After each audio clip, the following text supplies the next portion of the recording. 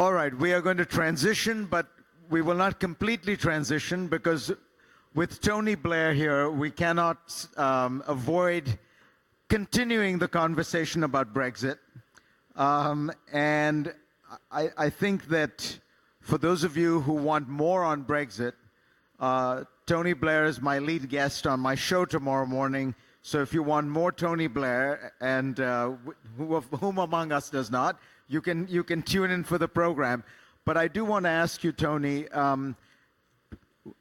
give us a sense of the state of play. Where, for the outside world, what should we understand about where Britain is with regard to Brexit?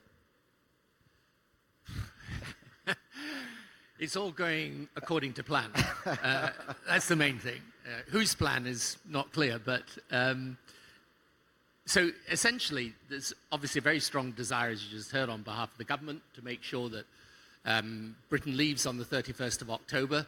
But there's essentially a blockage now in Parliament. Parliament has passed legislation against a no-deal Brexit. So that means that the Prime Minister really has to get a deal at the October 17 summit. I think that's going to be difficult to do. If he does, then he does, and the 31st of October will probably, I mean, you can't be sure, it depends what deal it is, but then that's a likely outcome. But if he doesn't get a deal, then there will be, I think, an extension from Europe, but there's going to have to be an extension for a reason. I think Europe will demand it. I think the British people will demand it. I mean, you said earlier, who wouldn't want more of me and Brexit? Well, I'm not sure of either proposition, really, but I can assure you the one thing that everyone wants is Brexit resolved. And if there was any point of unity amongst the British people, it is that if they never hear the word Brexit again, they'll be extremely happy. So it's I think, if the blockage remains and he doesn't get a deal, then I think there'll either be a general election or a referendum. Explain why you think a referendum is the more sensible way to go. And you know the argument, which is that the British people have already voted for leaving the European Union. Yeah, the problem with Brexit is it's a very simple thing. Do you want in or out? And you say out. And it's a simple thing, instruction to give, but it's an extremely complicated one to deliver. Because the truth is there are all sorts of different versions of Brexit. You could have a hard Brexit that means we exit the trading structures of Europe and not just the political structures. You can have a soft Brexit, which means you stay in the trading structures but exit the political ones. The first of those is painful. The second of those is pointless. Right? And then you've got a no-deal Brexit, which is you just crash out of all your preferential trade agreements overnight with no safety net. And the truth is no one knows what that means because no country has ever decided to do anything so irresponsible as to do that. Okay, so there we are. Those are the different versions of Brexit. The reason why, if there is a blockage and you accept you have to go back to the people, that it's best to go back via a referendum, is for the very obvious point that in a referendum you're asking the direct question on Brexit, whereas in a general election you're asking the question about who is the government. And that's got a multiplicity of issues attached to it. And, by the way, this was precisely what Theresa May wanted to do in 2017, and we ended up with a hung parliament. So the one thing I think people wouldn't forgive us for is trying to resolve it by going back to the people and ending up not resolving it. So your advice to the Labour Party, which you outline in an article in the Evening Standard, I thought it was a kind of masterclass in political tactics, where you basically said to Jeremy Corbyn, do not agree to an election. I realize it looks awkward, but you will lose an election. There's no point in having an election that you're going to lose. Demand a referendum because that is the issue on which you can stand your ground. Do you think Corbyn has the steel to? I mean, that's a very tough position to hold. It is a tough position, but when people say to me, this is unprecedented. I say to them that there's nothing about our situation in Britain at the moment that's got a precedent. So the fact of the matter is, if I was leader of the opposition, what I'd say is fine, have an election, but just don't ask the Brexit question in the election. Do that separately. So it's not a question of not wanting an election, it's Election is about who's going to run the economy right, the health service, education, law and order, defense. Brexit's about Brexit. So if there is a blockage, and look, of course I understand the argument that people voted for it and therefore we just got to do it. But I think what is extraordinary to me is there's a lot of talk about the will of the people, but those that often talk about the will of the people are very enthusiastic about the will being expressed on that one day in June 2016, but they're very unenthusiastic about going back after 3 years of this mess and a decision of this magnitude and saying to them, look, do you really want to continue with this?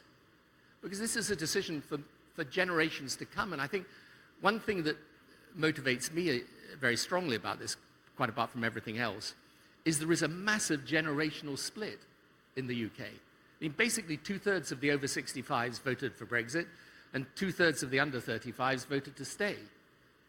So this is, you know, you're taking a decision that is for generations to come. So I think for all of these reasons, I mean, obviously there's arguments on both sides, but I think it's perfectly democratic to say, in the light of all that's happened, especially if you're proposing a no-deal Brexit, that you go back and ask people, do you really want to do this? Given, by the way, that was really never on the agenda as a possible outcome, because people said there would be a deal. In fact, I seem to remember people saying the Germans and all the rest of them would be queuing up to do the deal, but the queue seems to have thinned out somewhat. So, anyway, look, it's a big mess, but one thing I wanted to say, which the Minister was also saying a short time ago, whatever happens with Britain, and however we get out of this, and whenever we awake from the nightmare, you know, Britain will be Britain. We're still going to be engaged in the world, whether we do it or we don't do it, and we're still going to want close relations with Ukraine, close relations with Europe, and we have a strong partnership with the US. So I'm obviously passionately opposed to Brexit, but whatever happens, never write Britain off. Let me broaden the gaze of this panel then and ask Bernard-Henri Lévy. What we're trying to figure out is what is populism? We're all sure that it is growing, that it is sweeping large parts of the world, but then we see things like the Macron phenomenon. We see Bolsonaro. We see ZELENSKYY in Ukraine. Are those also populist movements? Are they different? So when you look back and you look at not just Brexit and Trump, but now extend your gaze to Bolsonaro, Macron, Ukraine, what is going on? What is the trend? I'm not sure that the four cases can be put on the same level. I will say a word in a minute about Zelensky and about what happened last night. Last night, something unprecedented, incredible in the history of the representation of politics happened in this room. But I will develop a little about that in a minute. First of all, your theoretical question, what is populism? I have, I think, a rather simple reply, and I think it is true. A good one, not a bad one. Populism is the fact to think that democracy is only the expression of the will of the people. The idea that democracy is reduced to the expression of the will of the people, of the respect at any cost of this will, the idea that you can get rid, for example, of checks and balances, of the human rights, of the common decency, of the common sense, of the right of minorities, of the history of law. The idea that you can get rid of all of that, concentrating and focusing only on the will of the people as it is expressed, for example, in a referendum, this is populism. And all that they say, those you quoted, coagulate in this simple idea. Alexander, let me ask you, how does Ukraine fit in, you think, to these trends? Is it a reaction against, or is it part of some kind of popular movement?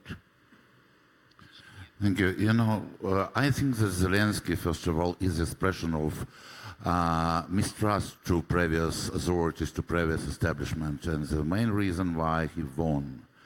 And these problems in Ukraine were during the last 25 years. And I mean mistrust not only to authorities, to all the political establishment, including opposition also.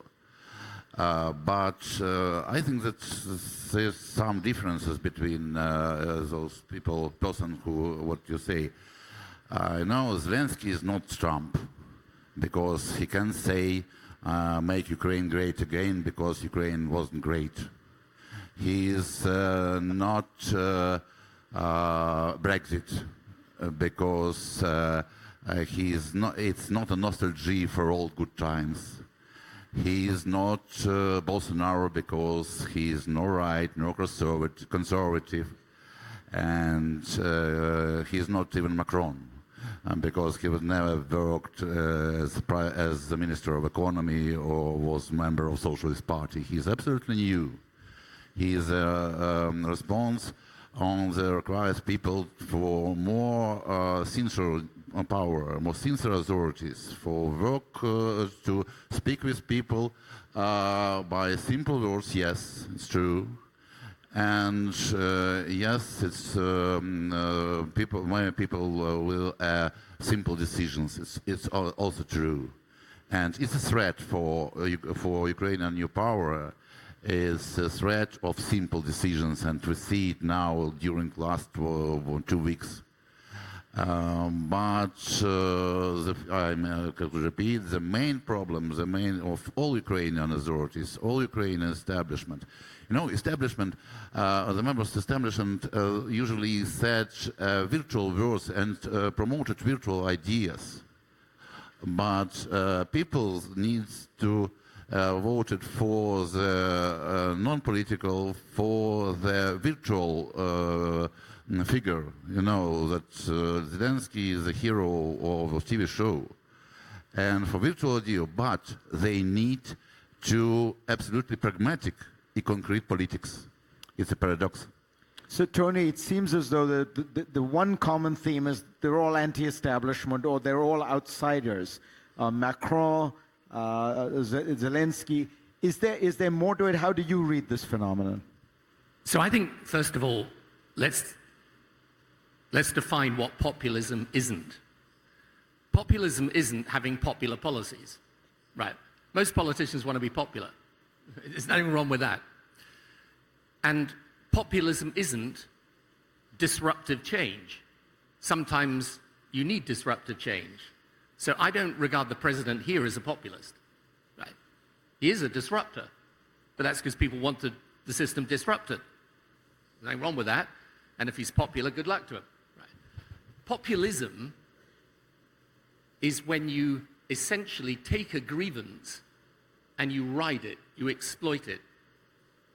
You take the anger and you fuel it. And it's the difference between exploiting the anger and providing an answer, right? So if you look at the immigration issue, immigration's a real issue. You're not a populist if you say you're worried about immigration. It's ridiculous, right? But you are a populist when you target immigrants and say that group of people is the reason for my problem. So populism is about finding someone to blame, and it's essentially, in my view, born out of pessimism. If people are pessimistic about the future, they want someone to blame. If they're optimistic about the future, they're looking for the opportunities, right? So I think this is very important, because in the end, you know, the populists have come to power not because they've invented grievances, but because they've exploited them. And Brexit's a classic example. Brexit is an example of populism. Why? Because it's not an answer to anything. You know, the people in my old constituency who voted for it, not a single thing in their lives will get better if we do Brexit. In fact, most of them will get worse, right? So that's taking a grievance around immigration, anxieties about austerity, and exploiting it. But there's nothing wrong with having a set of policies that gain you popular support. That's just smart politics. Bernard-Henri Lévy, why is the West, to follow up on Tony Blair's point, why is so much of the West pessimistic? I mean, if one is to believe Steven Pinker, life has gotten better for the vast majority of people, and particularly in the advanced industrial world. You have had this explosion of technology, of all these changes that have provided people with so many benefits, and yet, the pessimists. Usually, there was a simple rule in American politics: the more optimistic candidate won. Except in 2016, the more pessimistic candidate won. The West is pessimistic. Number one, because the democratic model is in crisis. For the third time in modernity, the liberal democracy is in crisis. It was true before World War I, first crisis of liberal democracy. It was true in the 30s, second crisis. We are living a third crisis of liberal democracies, which is today called populism. Populism meaning, again, the fact to reduce democracy to its most simple and elementary expression. This is a real reason to be pessimistic. The second one is that we entered in a new order where America has a tendency to withdraw, to leave a void, and as always, nature, even political nature, hates void, and this void is occupied.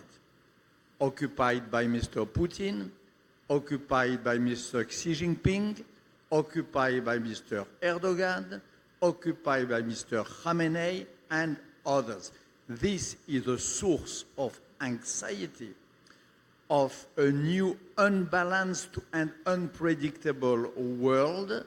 We would be foolish not to be pessimistic. And number three, we are living a third crisis, which is maybe the most serious. All the generation before us believed in a few simple principles. For example, the difference between truth and lie, between reality and fiction. There was a reality. You had some crazy presidents.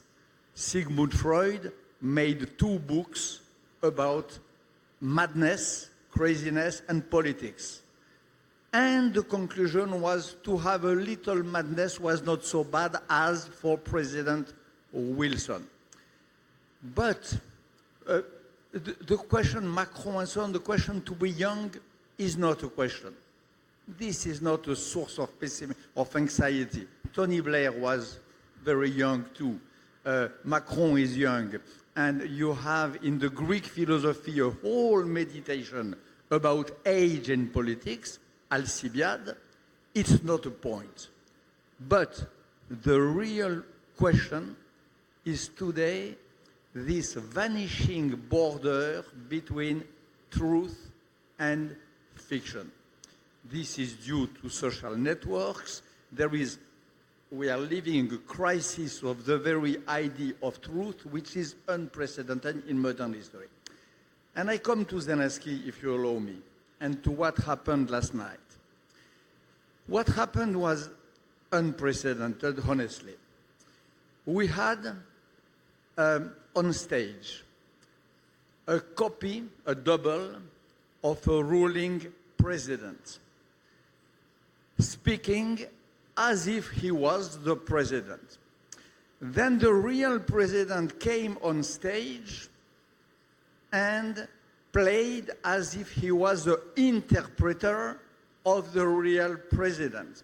So the real president was in a way a sort of copy of his copy, a double of his double.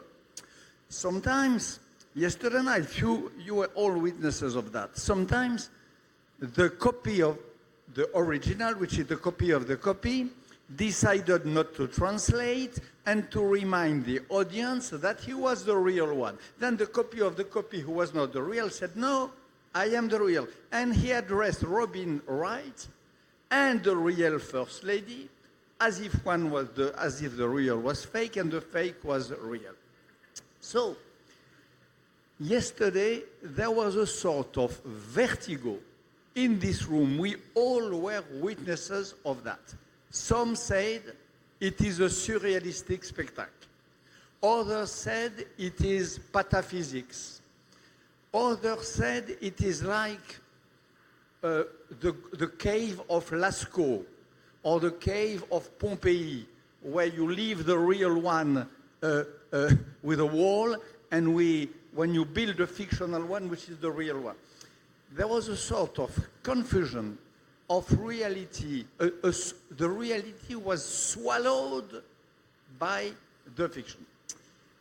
I'm not surprised that it happened here, because we are here close to the Pinchuk Foundation, the Pinchuk Museum, whose one of the speciality of the modern art of which the Pinchuk Museum is expert is this vanishing border between the two. And as you know, we entered the first day in an incredible, beautifully nature, trees, leaves, great winds, great colors, which were all fake. This event, this 16th conference of YES, was opened under the umbrella of the new capacity of artificial intelligence to make a nature more natural than nature. So all that is consistent, but now it touches politics. And what is the question?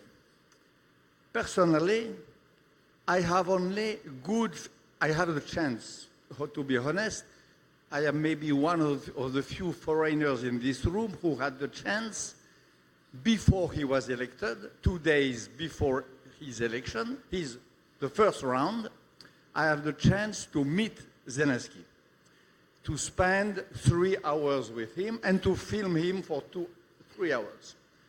I have a great interview of Zelensky just before he's coming to power. And I like him. And I had a great impression of him.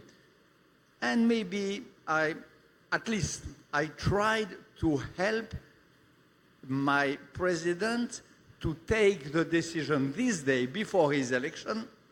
I tried to help with Victor, my president, to accept the unprotocolar idea of receiving President Zelensky in Paris. So I say that to say that, in order to say that I like this man.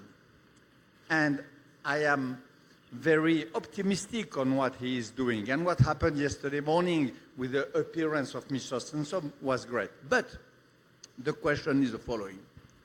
This idea of a mix between the copy and the real, this vertigo, number one, there is one man who looked at that yesterday night. His name is Vladimir Putin. By a way or by another, he is more than aware of what happened yesterday here, like in a Marcel Duchamp fable. The real one was playing his extermination by his fake. How does he react to that? It's a question. I don't know. It's a real question. And the second question is that in the following, in this game of copying the copy and so on, in this vertigo, what happened? How does this react with the fact that the reality has not completely vanished everywhere? President Zelensky reminded us yesterday that blood is still spilling in Donbass and Donetsk, that this terrible war of aggression of Moscow, of Putin against Ukraine, has already made 13,000 dead. That tragedy is not fake. The tragic is not fake. This is real, stubborn, solid, and consistent reality. So, what about a power playing with its own disparition, playing with its own reducing to fake, which is the democracy of today? How does it match with the tragedy of the world? Maybe it's a good way to match, maybe not. I don't know. It's a question I address to the conference.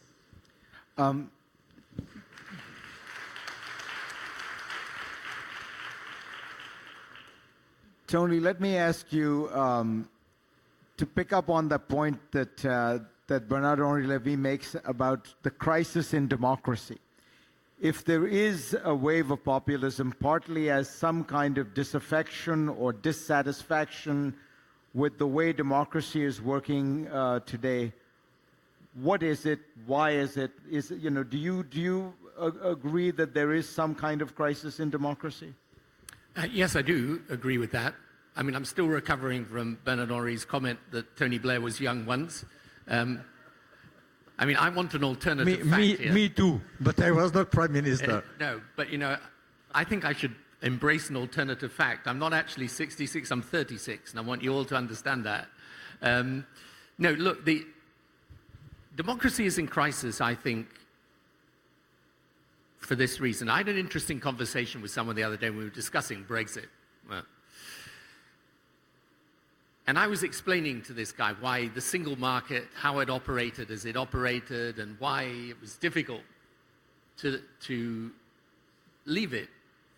And after a time he said to me, because he was pro-Brexit, he said to me, "You're just trying to tell me that you know more about this than I do." I said, "I was Prime Minister for 10 years. If I don't know more about it than you, I mean, what sort of comment is that?" And yet,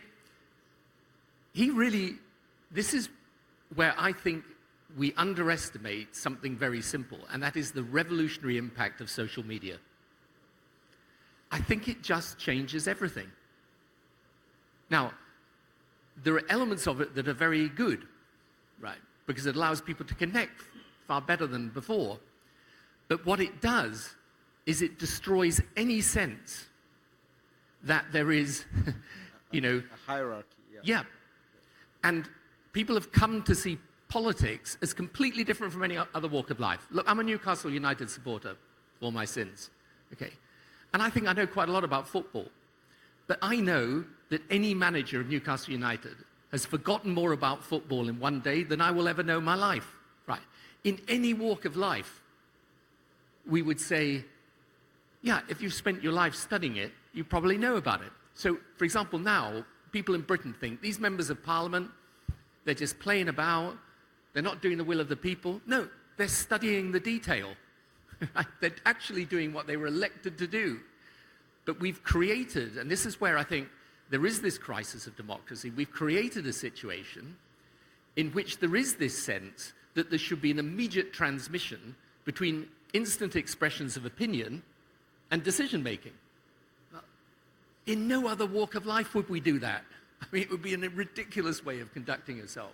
So this, I think the social media aspect is absolutely fundamental to this because it destroys any notion of deference towards decision-making. And a lot of people will tell you that's because the trust between politicians and leaders and people has broken down. But I say to people, you take these Conservative MPs in the British Parliament. If you read the right-wing newspapers in Britain, these are traitors to the people.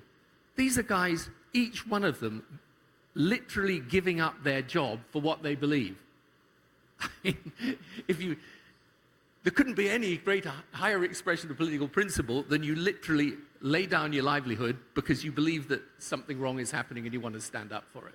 So we are in a situation where I think there is a crisis of democracy, and we're going to have to refashion the way democracy works. We're going to have to find ways of engaging people that re-establish the sense that if you're in an egalitarian world, fine. If you're in a place of no deference, fine. Then you can't say to the leadership in countries, it's your responsibility to take all these decisions, and every so often we'll just throw you a, we'll throw you a decision. No. If we're going to revive democracy, there have to be ways of people sharing responsibility with those in power. You know, it's got to be a two-way thing, because otherwise democracy really will break down. Because the one thing you know about social media, the problem with it is, in the end, whatever good things, social media, it's the platform for the loudmouth in the end. Right? What's the first thing you learn as a political leader in politics? The people that shout loudest don't necessarily deserve to be heard most. Right? That is about the first lesson you learn. We're in a world where if you shout loud, the politicians think they've got to hear you and act on what you say. So we are one element of this, of resolving this crisis in democracy, is going to have to be a new relationship between the governed and those in government. Let me ask you to expand on that. And you reminded me, of course, of Michael Gove's comment before Brexit, or maybe it was just after. He said, we're sick and tired of the experts telling us what to do. And I thought to myself, well, the next time you need to go to a doctor, I'm sure you're going to go to your local witch doctor. I mean, most of our lives we spend consulting experts to get expert advice on our health, on our finances, and things like that. But there is now this celebration of the rejection of expertise, but it seems to play better for the right-wing populists, perhaps because they are channeling, as you said, a kind of anger. They're channeling, you know, what should people on your side of the aisle, of centrists, progressives, do to deal with that fact that Trump seems to be able to use Twitter to amplify his message where it doesn't have the same effect for, you know, a Joe Biden? Yeah, look, my basic theory is if you have a right-wing populist facing a left-wing populist, in most of our systems, the right wing will win. Because they play a cultural populism, which is much more emotionally appealing to people, and the left tends to play a kind of economic populism, and I don't think it has the same emotional appeal. But, you know, I don't think we should be overly pessimistic about the possibilities of recovering politics, because, you know, in the end, these populists don't have answers, and I think the challenge for people in the center of politics, in what I would call the modern progressive center, is we've got to become the change makers again. You know, if the trouble with the conventional politicians is that they're kind of left sitting there saying, he's extreme, they're extreme, you know, I'm a reasonable person. Okay, in today's world, that doesn't work. So here's my thought. I think the single biggest change that's happening in the world today is the technological revolution. I think politics has not caught up with its impact. I think the policymakers and the change makers are in two separate worlds. And I think the first group of politicians on the progressive side that take this technological revolution and weave it into a narrative of optimism about the future are going to win. Because in the end, people want to be optimistic. Look, when you get on a plane, you want to see an optimistic pilot, right? I mean, you see a depressed pilot, right? You know, that's not the plane you want to be on. You want the guy with something to live for. Okay? So always with leadership, you've got to give people a sense of hope if you're going to, you know, if you're going to get out of the blame game. And I think at the heart of everything that's going to happen in the next 10 years will be how do you make sense of this technological revolution? How do you access its benefits, mitigate its downsides, and how do you show the next generation that there is a way that they can do better than this. Because that is essential if you want to deal with this populism and recover the ground for rational politics. Alexander, when you listen to this from the Ukrainian perspective, tell us about social media and Zelensky, and was he able to use it effectively? Why? And why is it different?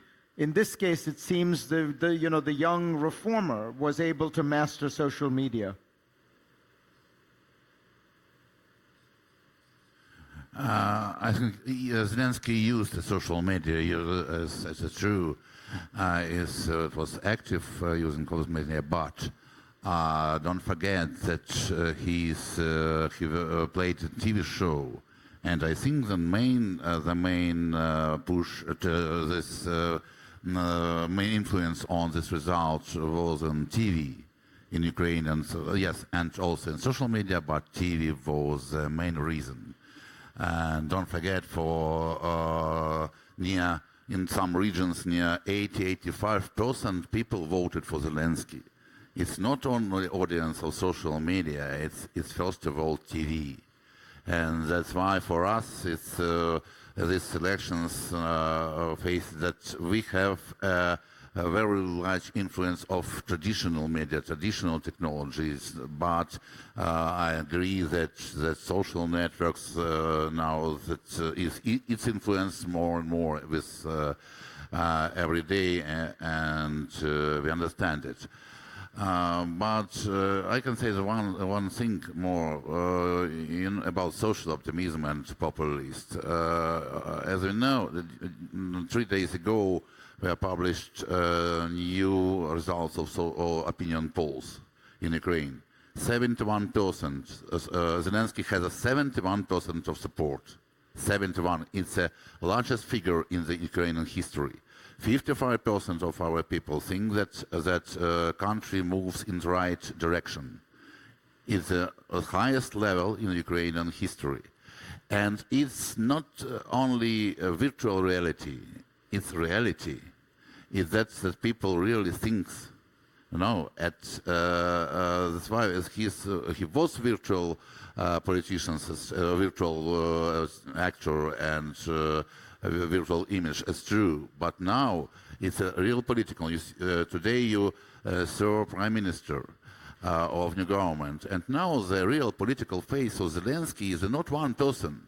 Is the collective face of all members of his team.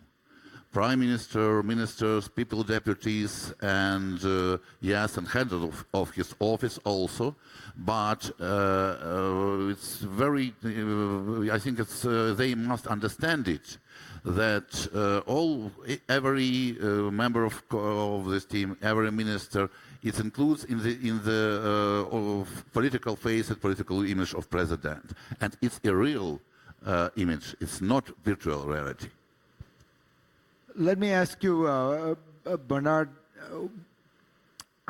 when the Gilets jaunes movement took place in France, because what I'm trying to think about is how do you handle one of these populist movements?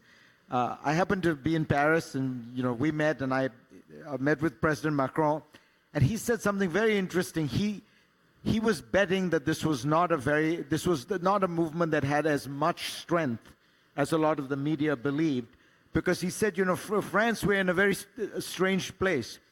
We did not have the era of reforms so that we can have a backlash. He said we didn't have Thatcher and Blair and have a backlash. We never did the reforms. So this is a kind of phony protest. And he bet that he could outlast it.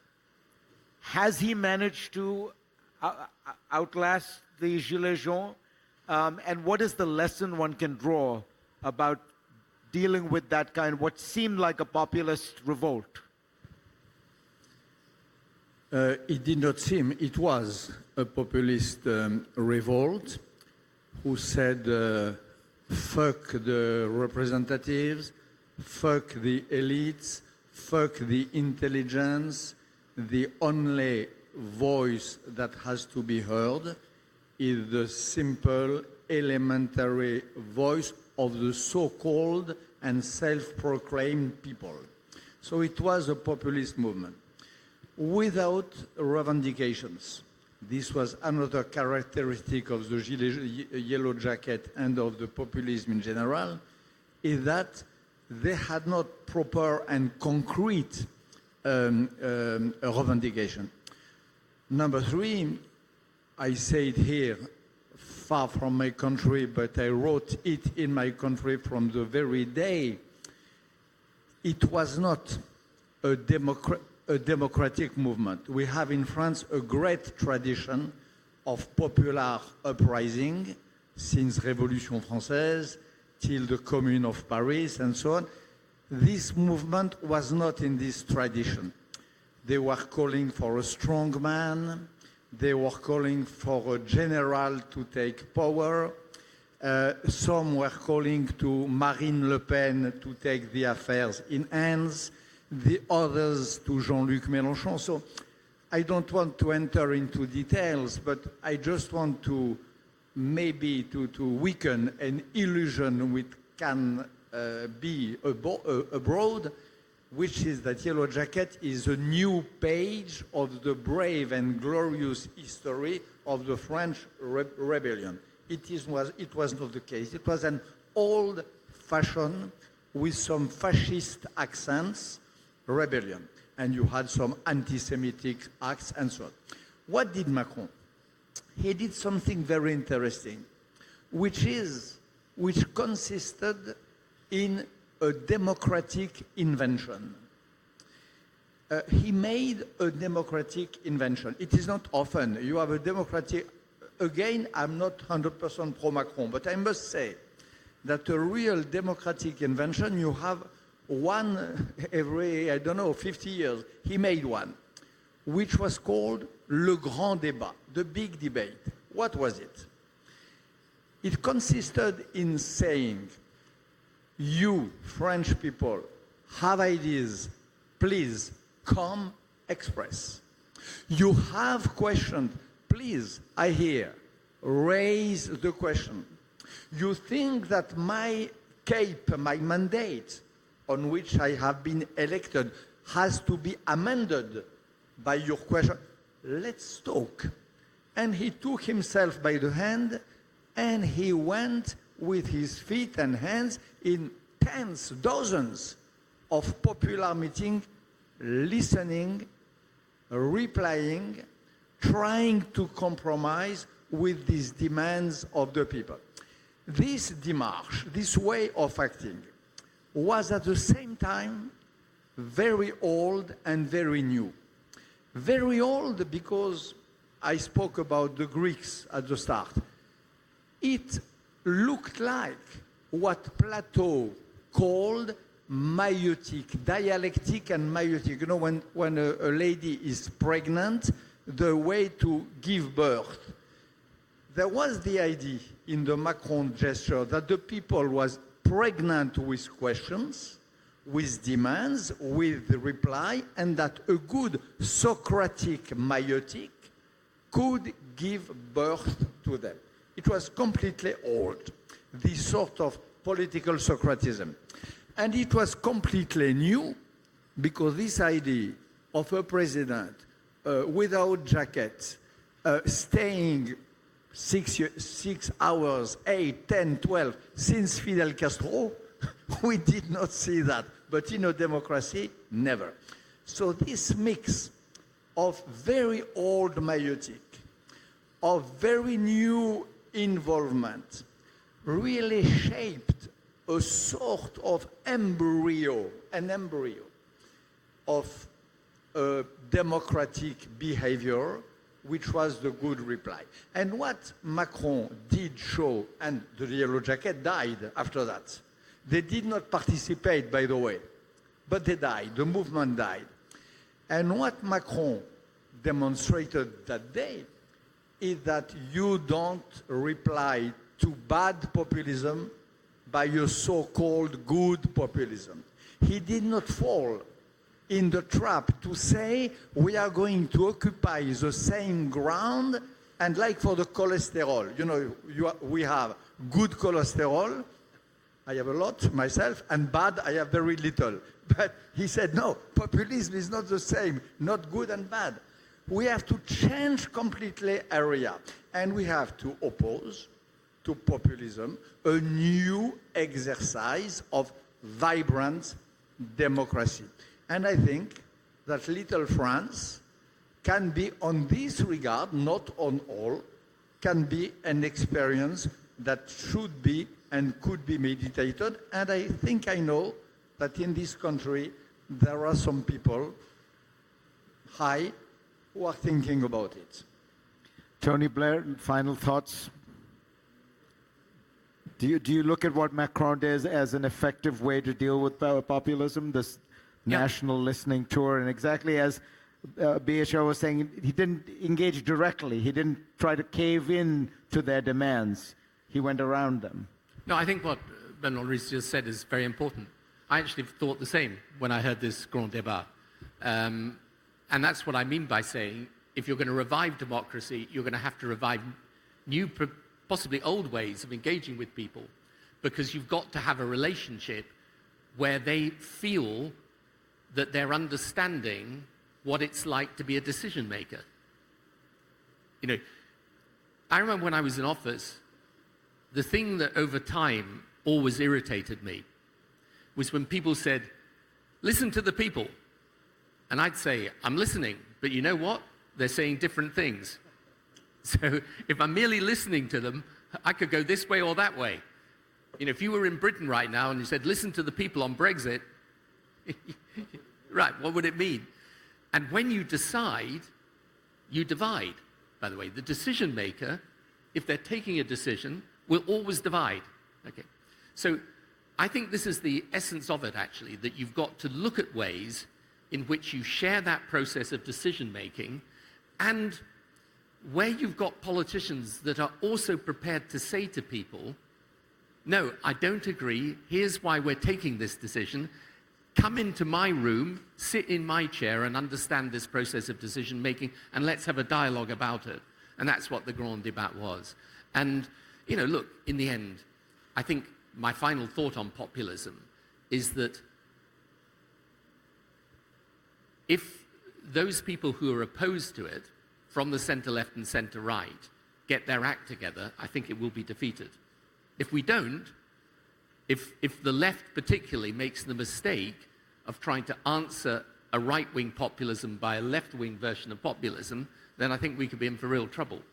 But if we've got the sense to engage in the right way and not just listen but lead, if we're prepared to get that balance right, then I think we can defeat the populism. And look, we're here in Ukraine where, for all the problems it has, we're still having this European strategy conference.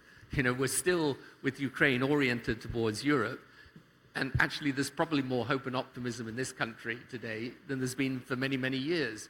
So, you know, the other thing I would say is, take a big step back and look at the arc of human history. Yep, we got big challenges, but actually we should be thankful and count our blessings for what we got. We took on a big subject, but we had three great speakers, and I thank you all. Thank you, gentlemen.